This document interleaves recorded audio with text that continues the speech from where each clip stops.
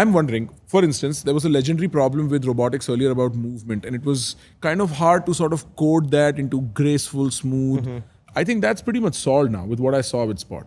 Would you say that the movement problem is now like solved in robotics, that we've figured out how to do that right? I think it's largely solved. The reliability, of course, of the hardware will take a couple of generations to get to the reliability of, for example, a car. But if you see the latest videos of our Atlas robot, and I'm sure we'll send you some so that we can show these now. But the latest movements there is we put a human in a motion capture suit, just like we would do in Hollywood. Right. We capture the human's movement, we turn that into an animation, and then we do a physics-based simulation where we say, hey, reinforcement learning model, try to make the robot move as closely to the animation as possible, and then we can upload that onto the robot as a new movement policy, and the behaviors are crazy natural. Wow. And so I think it's largely solved. What's also fascinating, it used to take us about 2 months for one of these new policies to come alive on a robot.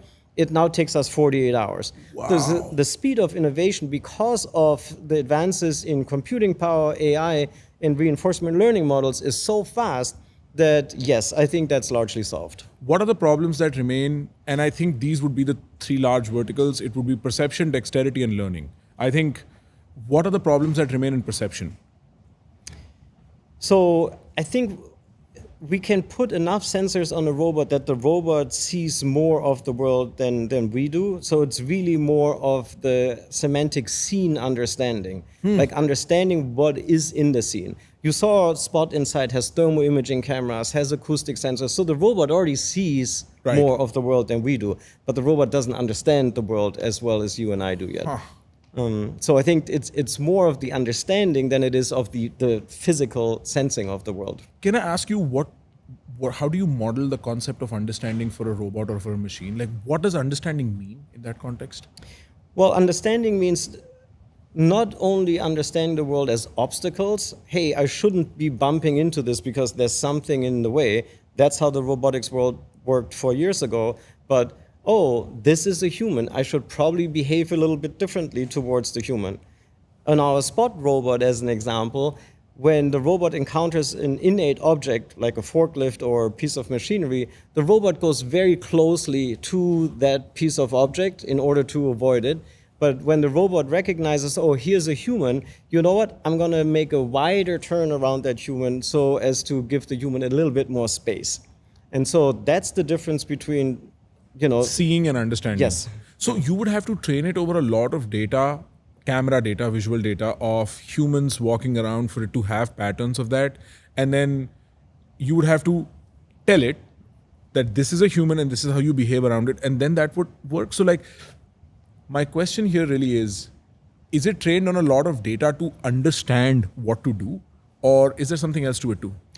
We use a combination of both classic controls software as well as reinforcement learning to help the robot understand certain scenes and then, of course, behave differently in certain scenes. Yeah. What about dexterity? Can it hold, manage, manipulate objects in a similar way or a better way as humans? So dexterity is sort of the last frontier or the final frontier of robotics at the moment for us. Our Spot robot can open doors, handle smaller objects. The robot has a single arm gripper. But of course, evolution has shown us that 2 hands are really very handy if you want to manipulate the world. Right? Yeah. And so our Atlas robots does in fact have has 2 arms for manipulation and has much more dexterity in its hands. But it has by no means the dexterity yet that you and I have, or the fact that an 8-year-old child has. But that's something that we're working feverishly towards. We're working on it with some partners.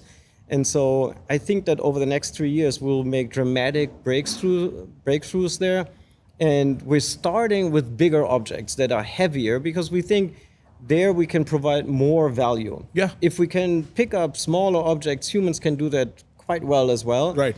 But what can we find that's super repetitive and that's very heavy?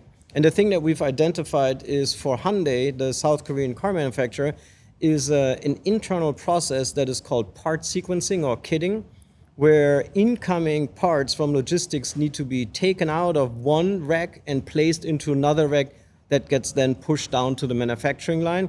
Some of these parts are very heavy, 20, 30 kilograms. And if you have to do that all day, it's a horrible job. So that's the first task that we're trying to automate with our Atlas robot. Got it. Guys, trust me, I cannot give you the beauty of this conversation in just this one clip. If you like this clip, then you have to go to our main channel and subscribe to it and press the bell icon because we post some amazing conversations for you on that channel.